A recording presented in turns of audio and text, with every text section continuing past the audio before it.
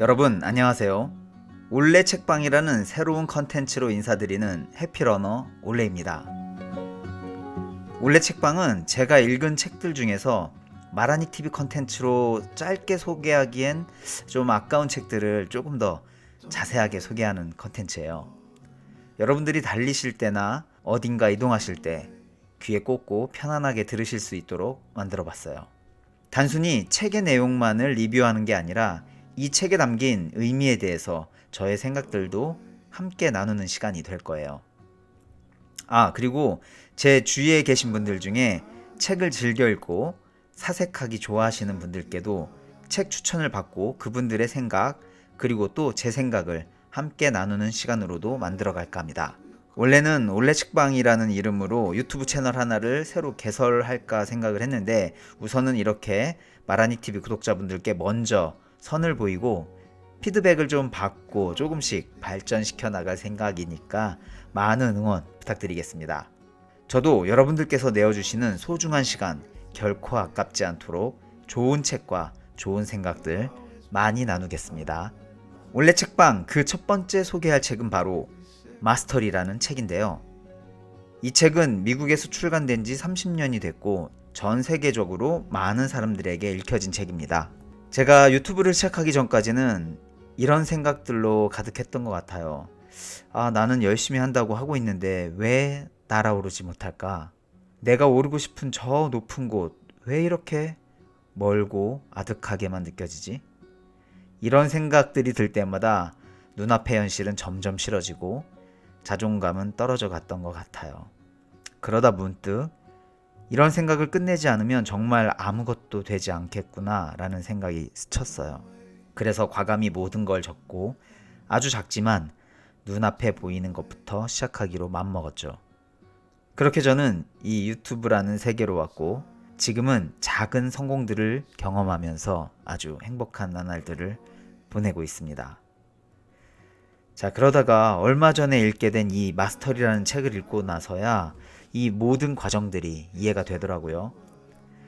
뭔가 꼭 이루고픈 열망이 있는 분들이라면 분명 이 책이 도움이 될 거라고 생각이 들어서 오늘 소개를 해드리려고 해요. 그리고 이 책을 첫 번째로 소개하는 또 다른 이유는 우리가 하는 장거리 달리기의 과정하고 오버랩 되는 부분이 참 많기 때문이기도 했어요. 달리기 실력을 좀 더 늘리고 싶다, 좀 더 잘 달려보고 싶다 하시는 분들께도 큰 도움이 될 거라고 생각을 합니다. 인생의 가장 단순하지만 적확한 진리를 알려주는 책, 마스터리 시작하겠습니다. 저자 소개를 잠깐 드릴게요. 조지 레너드라는 분인데요. 인간 잠재력 분야 연구의 선구자다. 노스캐롤라이나 대학교에서 공부했고 존 F 케네디 대학교 대학원에서 인문학 박사 학위를 받았다. 17년 동안 룩 매거진의 수석 편집자로 지내며 교육 저술 부분에서 많은 상을 수상했다. 게슈탈트 심리학과 인간 잠재력에 있어서 동서양의 철학을 융합한 연구로 유명한 에설런 연구소의 명예회장, 인본주의 심리학협회 회장을 역임하기도 했다. 또한 인간의 몸과 마음, 그리고 정신을 수양할 수 있는 레너드 에너지 트레이닝을 개발한 장본인이기도 하다. 저자가 말하는 마스터리는 잠재력을 깨우는 과정이자 최종 목표를 향해 나아가는 여정이다. 기업 경영이든 올림픽 금메달 선수든 간에 원하는 것을 얻기 위해서는 반드시 과정이 필요하다. 마스터리는 그 과정의 중요성과 힘을 나타낸다. 수천만 미국인의 인생을 바꾼 것으로 30년 넘게 회자되고 있는 이 책 외에도 저자는 세상의 끝을 걷다, 조용한 맥박 등의 책을 집필했다. 마스터의 여정을 위한 짐을 꾸리며 삶에서 진정으로 성공하기 위해 가장 필요한 것은 무엇일까? 이 질문에 관한 내 생각을 담아 에스콰이어에 글을 기고한 적이 있었다. 당시 나는 4년째 얼티밋 피트니스라는 특집 기사를 연재하고 있었다. 이 특집 기사는 확실히 일반적인 피트니스 분야 기사와 달랐다. 나는 주로 건강을 위해 우리가 행하는 모든 것이 결국 인생과 맞닿아 있음에 관한 이야기를 주로 썼다. 마라닉 TV에서 제가 늘 강조드리는 부분이기도 하죠. 우리가 달리기를 알아가고 익숙해지면서 건강한 몸을 만들어가는 과정이 결국은 우리의 인생과 맞닿아 있죠. 인생은 마라톤이다 라고 말씀드리는 것과 같은 맥락입니다. 특집 기사는 연재하는 내내 독자들의 뜨거운 관심을 받았지만 1987년 5월호는 차원이 달랐다. 2호의 주제는 처음에는 어렵지만 훈련을 통해 점차 쉽고도 즐거워지는 신비한 여정, 또는 배움을 통해 어느 수준까지 도달하는 과정 그 자체를 뜻하는 마스터리였다. 스포츠뿐만 아니라 삶의 모든 면에서 마스터리를 시작하기 위한 가장 좋은 경로가 무엇인지를 이야기하고, 그 여정을 위해 꾸준히 지속하는 일보다는 쉽고도 빠른 결과를 중요시하는 사고방식을 경계해야 한다는 것이 핵심이었다. 이 기획 기사에 뜨거운 반응이 쏟아졌다. 추가 발행과 테어시트, 테어시트는 낱장으로 뜯어낼 수 있는 페이지를 말하는데요. 테어시트 문의가 빗발쳤다. 경영관리를 주제로 한 여러 뉴스레터에서 이 글을 실어도 되는지 문의해왔고, CEO들은 경영진에게 복사본을 나누어 공유했다. 다양한 트레이닝 단체에서 마스터리의 원칙에 대해 몇 시간씩 토론을 벌이기도 했다. 또한 진심을 담은 독자들의 편지가 잡지사로 쏟아졌다. 해군 소속의 한 파일럿은 F-14 톰캣 전투기를 항공모함에 착륙시키는 것이 항상 어려웠다면서 이런 편지를 보내오기도 했다. 에스콰이어 5월호를 펼쳤을 때 저는 마지막이 될 두 번째 도전을 앞두고 있었습니다. 마스터리에 대한 레너드 씨의 글은 당시 제게 필요했던 10%의 정신력을 채워주었습니다. 덕분에 제가 가야 할 이 길을 편안히 받아들일 수 있었습니다. 마스터리를 제대로 다루려면 책 한 권이 필요하다고 생각했지만 그때 나는 1960년대의 회고록을 집필하고 있었다. 그리고 마스터리에 대한 사람들의 관심도 곧 사라지리라고 생각했다. 하지만 아니었다. 수많은 글과 문의를 받았고, 사실은 많은 사람이 빠른 해결과 일시적인 안도감을 추구하는 태도를 좋지 않게 보고 있음을 알게 되었다. 그런 태도는 효력이 오래가지 않으며 결국에는 개인과 사회에 악영향을 끼친다. 다시 돌아와 삶에서 진정으로 성공하려면 삶은 극적인 이벤트의 연속이 아니라 지난한 일상의 연속으로 이루어진다는 것을 알아야 한다.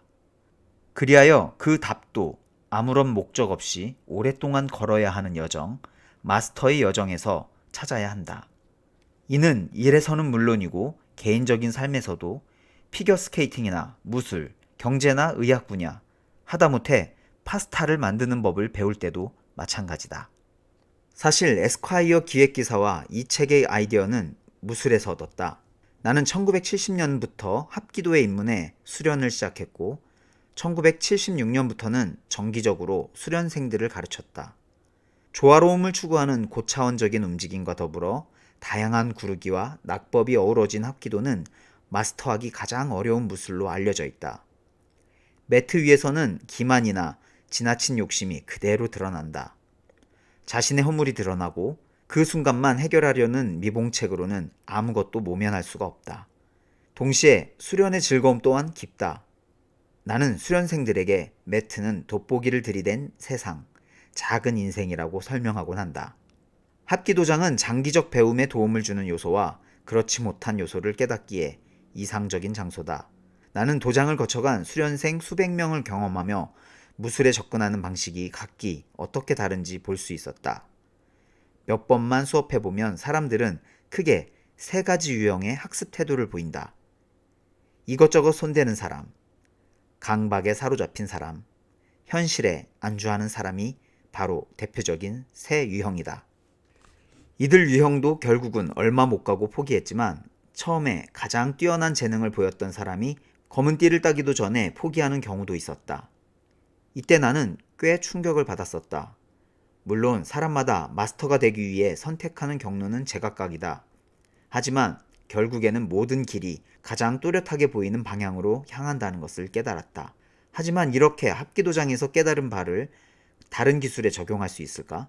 에스콰이어 특집을 준비하며 진행했던 여러 인터뷰와 더불어 독자들의 반응을 통해 나는 합기도 수련자들에게 해당하는 이야기라면 기술을 배우는 다른 모든 사람들에게도 적용할 수 있음을 확신했다. 매니저, 예술가, 파일럿, 초등학생, 대학생, 목수, 운동선수, 부모, 종교인, 심지어 사람이 아닌 변화의 과정에 놓여 있는 조직이나 문화까지도 말이다. 마스터를 향한 여정은 쉽고도 즉각적인 결과를 추구하는 오늘날의 사회 분위기 속에서도 깊은 뿌리를 자랑하며 여전히 큰 힘을 발휘한다. 마스터리란 이제와 중요하게 여겨질 사상이 아니라 원래부터 존재했으며 다만 우리가 상기해야 할 주제다. 이 마스터리를 상기시킨 것만으로 수많은 삶이 크게 변화했다는 점을 무척이나 기쁘게 생각한다. 이 책을 통해 더 많은 사람이 마스터리의 여정에 오르길, 그리고 내면의 마스터리를 깨우치길 바란다. 여러분, 제가 이 책을 읽으면서 가장 크게 공감한 부분이에요. 우리는 특별한 재능이 있는 사람들 혹은 그런 환경에 놓인 사람들이 이 마스터의 길을 걸어갈 수 있다고 생각하죠. 또 뭔가 극적인 순간들의 연속이 모여서 성공의 길로 갈 수 있다고 생각을 하는데 꼭 그렇지만은 않다는 거예요. 어떤 것을 잃어가는 과정 속에서 이 마스터리가 우리 안에 이미 있는 그 잠재력을 깨워줄 것이며 최종 목적지를 향해 나아가는 여정 그 자체에 큰 힘이 있다고 말합니다. 새는 날아오르기 전에 1000번의 날개짓을 한다고 하네요. 새가 알에서 깨어나서 실제로 날아오르기까지 얼마나 많은 날개짓들을 하겠어요. 인간도 마찬가지죠. 아기가 태어나서 뒤집기를 하고 자리에 앉고 뭔가 잡고 일어서고 결국은 걷고 달리게 되는 그 과정에서 얼마나 많은 시도와 시행착오들을 하나요? 그런데 우리가 뭘 이루기를 원할 때 날개짓 1000번도 하지 않은 채 난 왜 안 되지? 난 왜 못 날까? 저 역시 그래왔던 것 같아요. 이제 우리는 이 책 마스터리를 통해 어떻게 하면 1000번의 날개짓을 지치지 않고 할 수 있는지, 그 과정에서 어떤 배움을 얻고 끝내 푸른 하늘로 비상하게 될지 힌트를 얻게 되시길 바라는 마음으로 이 책을 추천합니다. 이 책은 총 3부로 구성되어 있어요. 1부는 경지에 오르는 첫 걸음, 2부 마스터가 되기 위한 5가지 질문, 3부 마스터리를 위해 필요한 도구들. 1부 경지에 오르는 첫 걸음. 간단한 것부터 시작해보자. 아무 손이나 좋으니 손을 올려 이마를 만져보라. 쉽게 할 수 있는 일이다. 아무것도 아니다.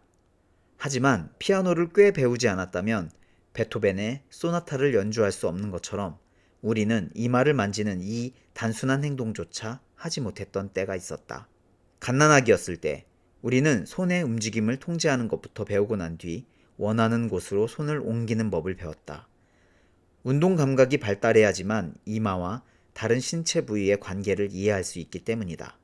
그리고 가까운 사람의 몸 움직임, 예를 들면 엄마의 행동에 주의를 기울여 그 움직임을 따라하는 것도 배웠다.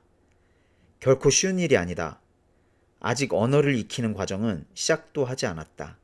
언어를 배운다는 건 단어로 이뤄진 소리를 해석하고 그 소리에 따라 자신의 행동을 일치시키는 법을 배우는 과정이다.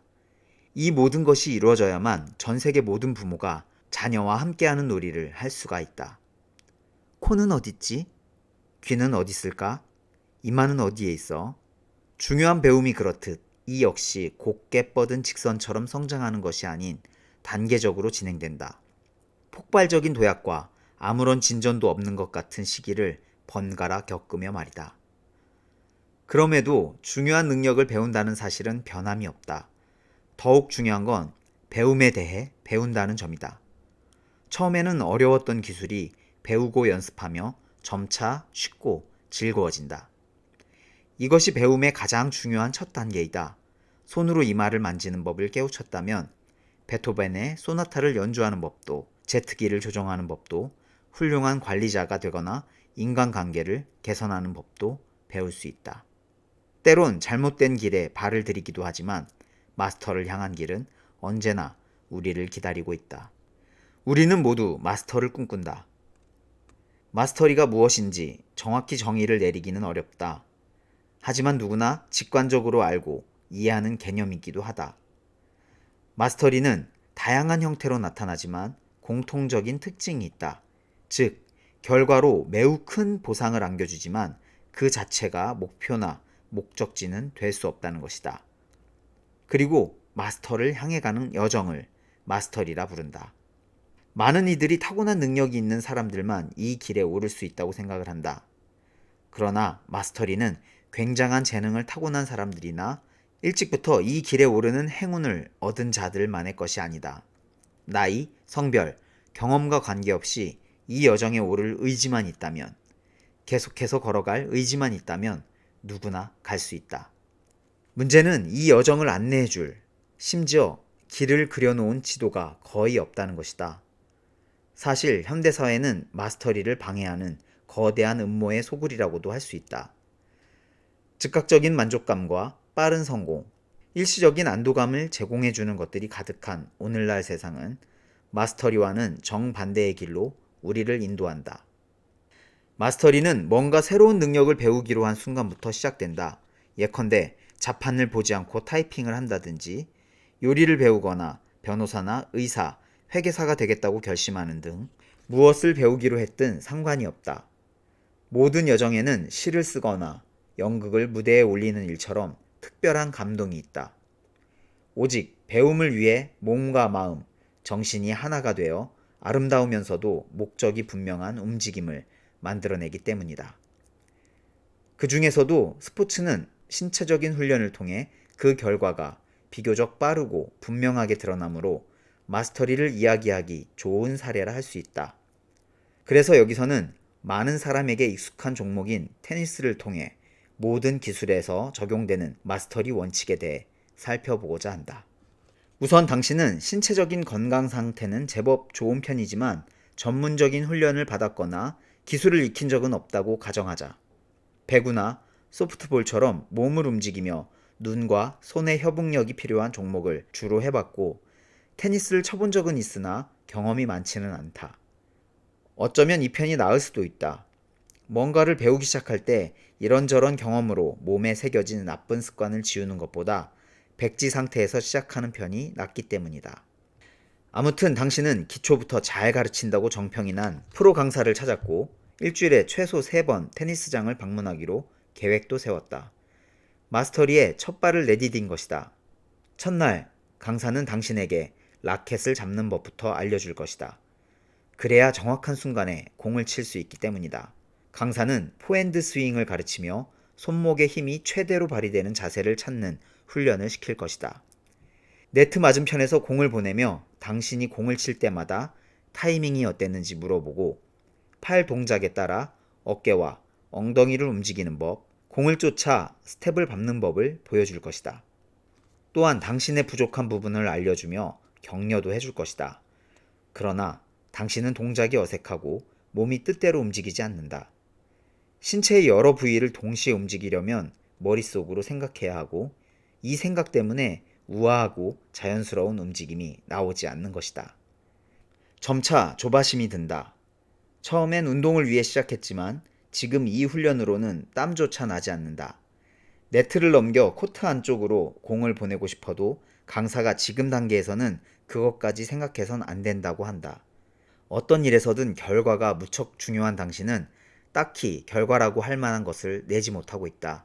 아무런 성과가 없는 것 같은 기분이 든다. 5주간의 절망 끝에 한 줄기 빛이 보인다. 몸의 각 근육이 뭘 어떻게 해야 하는지 안다는 듯이 스윙에 필요한 다양한 요소들이 하나로 자연스럽게 이어지기 시작한다. 이제는 하나하나 생각하며 움직일 필요가 없다.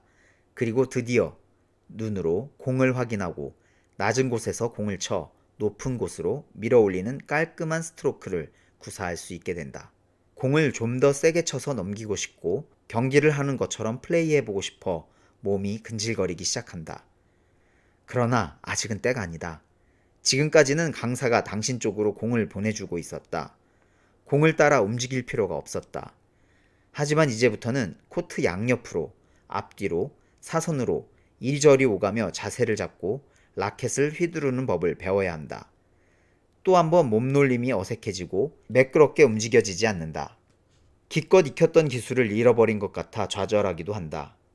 결국 그만두려는 순간 묘하게도 실력이 더 떨어지지는 않는다. 그렇다고 실력이 느는 것도 아니다. 눈에 띄게 나아지는 것 없이 며칠, 몇 주가 흐른다. 끔찍한 정체기에 빠진 것이다. 오늘날 많은 사람에게 정체기는 지옥과도 같다. 여러 달갑지 않은 감정들, 숨어있던 욕망이 수면 위로 올라온다. 처음 테니스를 시작했던 이유가 실은 남들에게 멋져 보이고 싶어서, 친구들과 같이 시합하고 싶어서, 누군가를 이기고 싶어서였음을 깨닫는다. 당신은 강사에게 가서 테니스를 마스터하려면 얼마나 걸릴지 묻는다. 강사는 조금 생각하더니 이렇게 되묻는다. 반사적으로 자세를 잡아 포핸드로 제대로 공을 넘기기까지 얼마나 걸릴지 묻는 건가요? 아, 네. 글쎄요. 성인이 되어 테니스를 배운 분은 주 3회 1시간씩 해도 한 5년은 걸릴 거예요. 5년이라니. 당신은 낙담한다. 물론 뭐 더 열심히 훈련하면 그보다 짧게 걸릴 수도 있죠. 그럼 얼마나 훈련해야 제대로 시합할 정도가 될까요? 6개월 정도 지나면 가능할 겁니다. 하지만 포핸드, 백핸드, 서브에 익숙해지기 전까지는 사실 이기기 어려워요. 1년이나 1년 후 정도로 생각해야 합니다. 또다시 씁쓸한 현실의 벽에 부딪힌다. 당신은 점차 진실을 마주하기 시작한다. 테니스에서 빨리 목표에 이르지 못하리라는 사실을 말이다. 눈앞에 펼쳐진 끝이 보이지 않는 길 위에 수많은 난관과 장기간의 정체기가 당신을 기다리고 있다. 정체기에 빠지면 오랜 시간 성실히 연습해도 아무런 발전도 기대할 수가 없다. 대단히 목표지향적인 사람에게는 그리 달갑지 않은 상황이다. 지금 당장은 아니라도 언젠가는 계속할지 말지를 선택해야 할 것이다. 테니스를 그만두고 좀 더 쉬운 스포츠를 시도해보고 싶은 마음이 생긴다. 아니면 지금보다 2배나 더 노력하고 수업을 더 듣고 밤낮으로 연습을 강행할 수도 있다. 수업을 그만두고 지금껏 배운 것에 만족하며 취미로 테니스를 치는 길도 있다. 경기력 향상 같은 것은 있고 당신과 비슷한 수준의 친구들과 재밌게 테니스를 치는 것이다. 물론 강사의 조언에 따라 마스터를 향한 길고 긴 여정을 선택할 수도 있다. 당신은 무엇을 선택하겠는가? 이 선택의 순간은 비단 테니스 같은 스포츠에서만이 아니라 인생을 사는 동안 배움, 발전, 변화의 문제를 맞닥뜨릴 때마다 계속해서 찾아온다. 심사숙고 끝에 선택을 내릴 때도 있지만 대부분은 별로 의식하지 않고 쉽게 선택할 때가 많다. 지금 당장 해결을 중시하는 소비주의에 휩쓸려 성취의 환상을, 만족의 허상을 쫓는 것이다. 어떤 경우에는 마스터리의 과정을 전혀 모르고 자신에게 선택권이 있다는 사실조차 깨닫지 못하기도 한다. 의식적으로 선택하지 않았다고 해도 결국 우리가 내린 결정은 내면의 잠재력을 끌어올리거나 저해하고 우리는 나중에야 그 사실을 깨닫는다. 마스터를 향한 여정은 아주 고달픈 동시에 무척이나 즐거운 과정이다. 예상치 못한 고통과 보상이 따르며 최종 목적지에는 절대로 이르지 못하기 때문이다. 완벽히 마스터할 수 있다면 사실 별 볼 일 없는 기술이라고 봐야 한다. 이 여정을 따르다 보면 당신이 쫓던 기술에 대해 배우는 것만큼 당신 자신에 대해서도 많은 것을 깨달을 것이다. 마스터리 곡선이 우리에게 알려주는 것. 여러분, 이 책에서 말하는 마스터리 곡선은 이런 거예요. 아주 길고 평평한 수평선이 있어요. 그리고 한참 후에 한 계단 올라가요. 그리고 다시 길고 긴 수평선, 그 뒤에 한 계단. 이렇게 길고 지난한 곡선을 멈추지 않고 계속 그려보면 아주 멀리서 보면 어떨까요? 다소 완만하지만 상승 곡선으로 보이겠죠? 이게 마스터리 곡선이라고, 즉 우리가 성공을 향해 나아가는 방식이라고 말하고 있는 거예요. 그런데 재밌는 건 이 길고 평평한 수평선 이 부분 있죠? 그게 갈수록 짧아져요. 그 수평 기간이 정체기인 건데 그 정체기는 시간이 지날수록 짧아진다는 거죠. 다시 마스터리 곡선이 우리에게 알려주는 것. 무엇을 익히든 마스터리에는 왕도가 없다. 마스터리를 시작했다면 새로운 차원의 능숙함을 이루기 위해 성실하게 기술을 연마해야 한다. 또한 결코 피할 수 없는 정체기에서 오랜 시간 견딜 수 있어야 하며 아무런 성과가 없는 것 같은 시기에도 연습을 게을리해서는 안 된다. 마스터에 이르는 최적의 방법은 무엇일까? 간단히 말하면 성실하게 훈련해야 하며 심지어는 훈련을 위한 훈련을 해야 한다. 정체기를 맞더라도 좌절하지 않고 그 시간을 배움이 급격하게 향상하는 시기와 마찬가지로 받아들이고 즐기는 법을 배워야 한다. 하지만 정체기를 즐긴다는 건 아직은 조금 이른 이야기다. 우선은 뭔가를 배울 때 나타나는 대표적인 세 유형, 즉 여기저기 손대는 사람, 강박에 사로잡힌 사람, 현실에 안주하는 사람에 대해 살펴볼 것이다. 이 세 유형은 삶의 방식이 각각 다르지만 결국 마스터리를 깨닫지 못하고 마스터의 여정을 따르지 않기로 선택했다는 공통점이 있다. 어쩌면 당신은 여기서 자신의 모습을 볼지도 모른다. 한계의 벽 앞에서 당신은 어떤 유형인가? 누구나 마스터를 꿈꾸지만 그 길은 멀고도 험하며 반드시 원하는 결과를 보장하는 것도 아니다. 그래서 우리는 종종 다른 길을 찾는데 이때 사람의 성향마다 택하는 길이 다르다.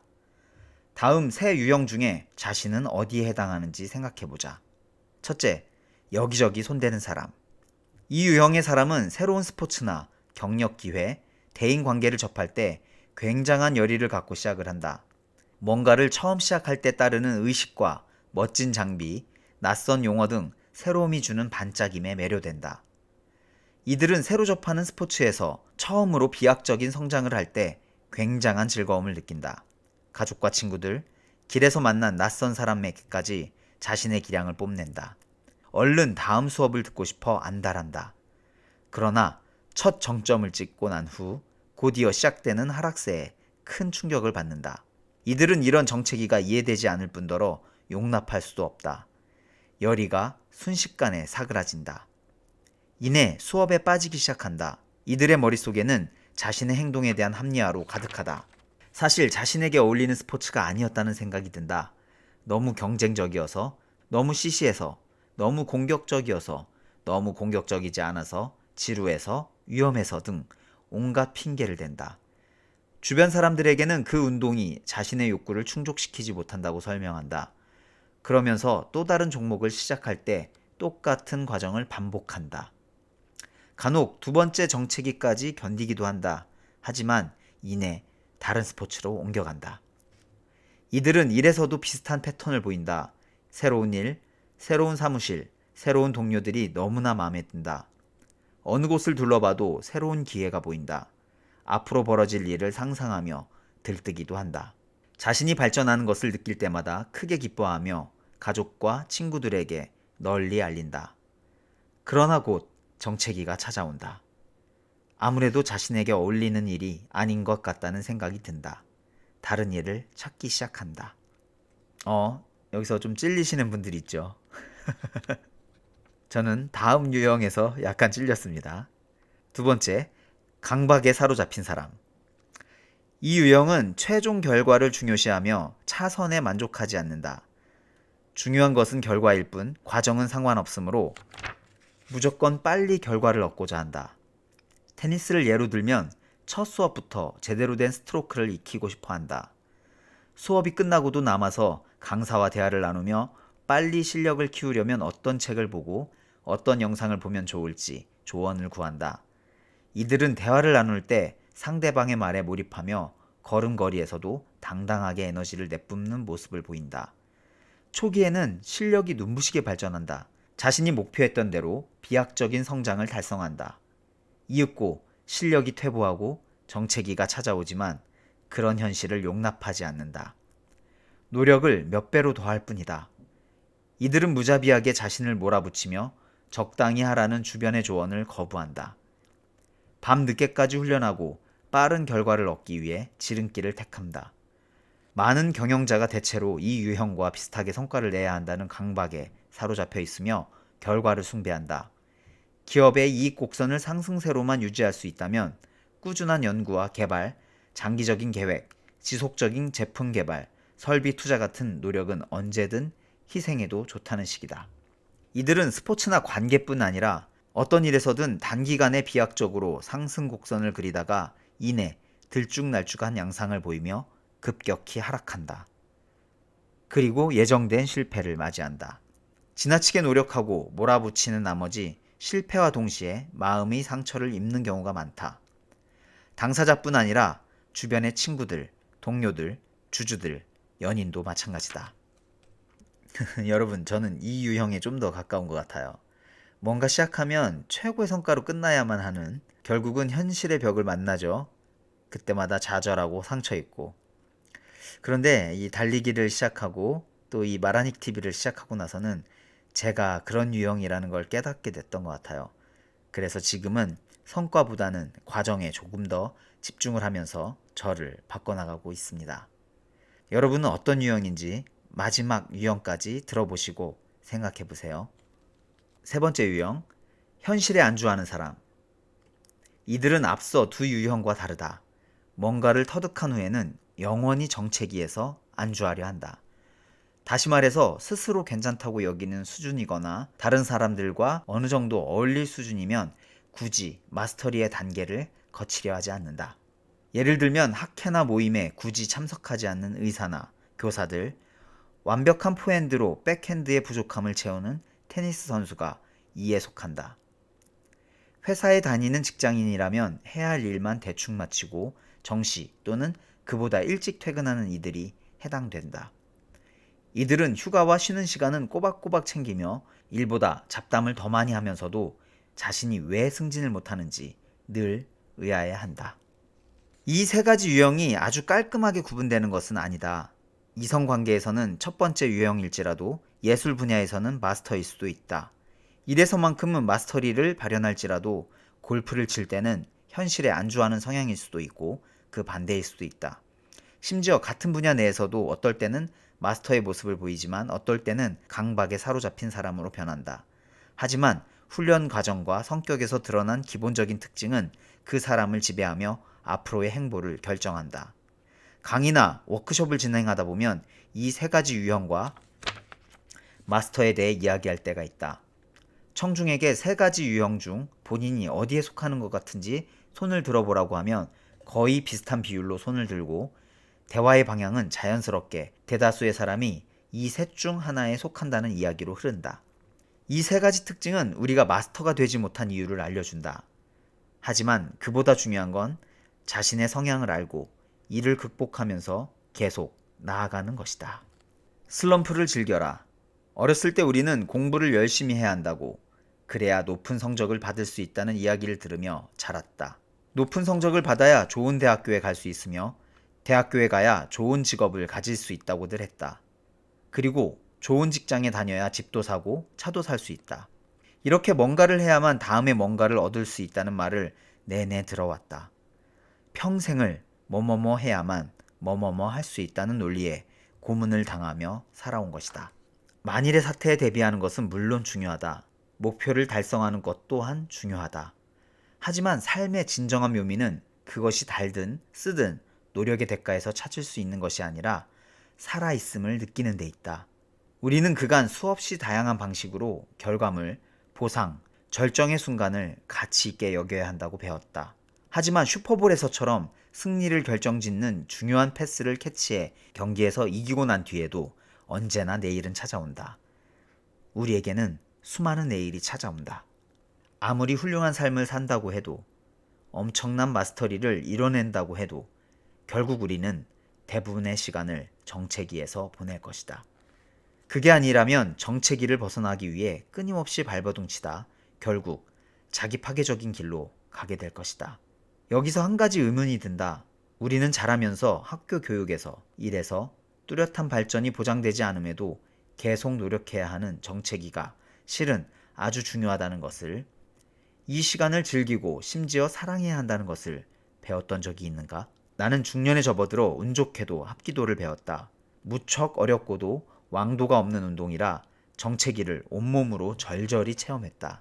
처음 시작할 때만 해도 꾸준히 실력이 향상되리라고 기대했다. 그래도 첫 번째 정체기는 비교적 짧았던 탓에 가볍게 무시할 수 있었다. 그러나 1년 반쯤 지났을 무렵 심각한 정체기에 빠졌단 걸 알았다. 큰 충격과 실망감에 사로잡혔지만 어찌어찌해서 견뎌냈고 이후 폭발적으로 실력이 향상되는 것을 경험했다. 몇 개월 후 또다시 눈에 보이는 발전이 없자 젠장, 정체기가 또 왔군 하고 중얼거렸다. 이후 몇 개월 동안 조금씩 향상되다가 또다시 정체기가 찾아왔다. 하지만 이번에는 놀라운 일이 벌어졌다. 속으로 이런 생각을 하게 된 것이다. 이런, 또 정체기네? 잘됐어. 여기서 계속 머무르면서 훈련하면 돼.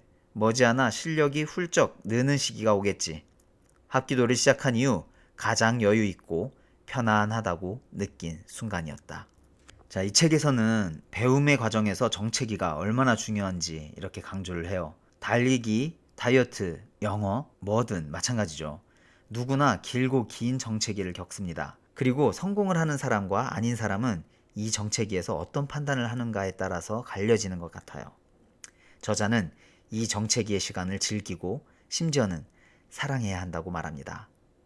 지금 말하닉 TV도 그런 정체기 구간에 놓여 있는 것 같아요. 저 역시 이렇게 생각을 했어요. 어차피 이렇게 정체기가 길어질 거라면 이 기간 너무 아둥바둥하지 말고 잘 버텨내자. 또 그동안 하고 싶었지만 성장기에는 오히려 쉽게 도전하지 못했던 것들, 예를 들면 이런 올레 책방 같은 컨텐츠를 이런 기회에 해보자 라고 생각을 하게 됐어요. 성공한 예술가로서 일주일에 닷새 동안 하루에 4시간씩 자신의 스튜디오에서 작업하는 한 화가는 이렇게 말했다. 제게는 루틴이 중요해요. 정해진 루틴을 시작할 때면 굉장한 행복감이 밀려들어요. 묵묵히 그 일을 해나가는 제 모습이 좋아요. 묵묵히라는 단어가 정확할 듯 싶어요. 루틴이 잘 진행되면 이게 내 본질이구나 하는 생각이 들죠. 저를 움직이게 하는 것은 루틴입니다. 그것을 따르지 않는다면 제 본질을 배반하는 거나 다름없어요. 정체기를 사랑한다는 건 현재를 사랑하는 것이다. 노력에 따른 비약적 향상과 성취의 달콤한 열매를 즐기는 것이며 또 한 번 맞이할 새로운 정체기를 담담하게 수용하는 것이다. 정체기를 사랑하는 건 당신의 삶에서 가장 본질적이고도 가장 오래 지속되는 뭔가를 사랑하는 것이다. 다음 2부에서는 마스터가 되기 위한 5가지 질문이 나오는데요. 무언가에서 마스터가 되고 싶다면 다음에 5가지 질문이 선행되어야 한다는 거예요. 첫째, 누구에게서 배울 것인가? 둘째, 어떻게 연습할 것인가? 셋째, 무엇을 버려야 하는가? 넷째, 내가 바라는 모습은 무엇인가? 다섯째, 한계 앞에서 피하는가? 맞서고 있는가? 이 부분은 기회가 된다면 책을 여러분들도 직접 한번 읽어보시면서 차분히 자신에 대해 질문하는 시간을 갖는 게 좋을 것 같았습니다. 자, 마지막 3부는 마스터리를 위해 필요한 도구들에 관한 내용입니다. 3부, 마스터리를 위해 필요한 도구들. 우리는 더 나은 삶을 위해 변화를 결심한다. 변화에도 여러 가지가 있겠지만 우선 여기서는 마스터리를 시작하며 뭔가를 꾸준히 연습하기로 했다고 해보자. 친구들에게 자신의 다짐을 알리고 일기장에도 적었다. 그러고 나서 실제로 연습해보니 효과가 있었다. 기분이 좋고 새로운 변화를 이뤄내 행복했다. 주변 친구들도 기뻐해 주었다. 그렇게 당신의 삶은 전보다 더 나아졌다. 하지만 그 다음 단계가 되자 곧바로 과거로 되돌아가 버렸다. 대체 왜일까? 의지력이라고는 없는 게으름뱅이여서일까? 반드시 그런 건 아니다. 과거로 돌아가는 건 누구나 경험하는 일이다. 좋든 나쁘든 인생의 커다란 변화에는 저항이 있기 마련이다. 우리의 몸과 두뇌, 행동 습관은 기존의 상태를 유지하려 하고 변화가 발생하면 빨리 제자리로 돌아오려는 속성을 지녔다. 사실 이런 성질은 우리에게 유리하게 작용할 때가 많다. 이렇게 생각해보자. 만일 체온이 크게 오르락내리락 한다면 당신의 몸은 곧 위험한 상태가 될 것이다. 혈당은 물론 신체의 수많은 기능도 마찬가지다. 신체의 균형 상태, 변화에 저항하는 성질을 항상성이라고 하는데 이는 박테리아에서부터 개구리, 인간, 가족, 조직, 문화에 이르기까지 어디서든 찾아볼 수 있는 자기조절 시스템이다. 이것은 신체 기능은 물론 심리적 상태와 행동에서도 드러난다. 자, 이런 항상성은 너무나 자연스러운 현상이고 심지어 꼭 필요한 것이기도 하죠. 그런데 문제는 이 항상성이 좋지 않은 것조차도 그대로 유지하려 한다는 점이죠. 항상성은 좋은 변화와 나쁜 변화를 구분하지 못하고 그냥 변화 자체에 저항한다는 거예요. 그래서 저자는 항상성에 대해서 이런 대안을 제시합니다. 항상성의 원리를 인식하라. 이것은 가장 중요한 지침이다. 변화에 저항하고 과거로 회귀하는 일이 벌어질 거라는 걸 예상해야 한다. 항상성이 비상경보를 울려도 자신이 어디가 아프거나 정신이 이상해졌거나 게으르거나 마스터의 여정에 오르겠다는 결심이 나쁜 선택이 아니었음을 명심해야 한다. 사실 이런 신호들은 당신의 삶이 원하던 대로 변화하고 있다는 방증이다. 물론 자신에게 좋지 않은 것을 선택했다는 신호일 수도 있다. 그것은 오직 당신만이 알 뿐이다.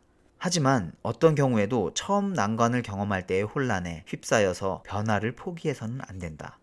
친구나 가족, 동료들의 저항을 마주할 수도 있다.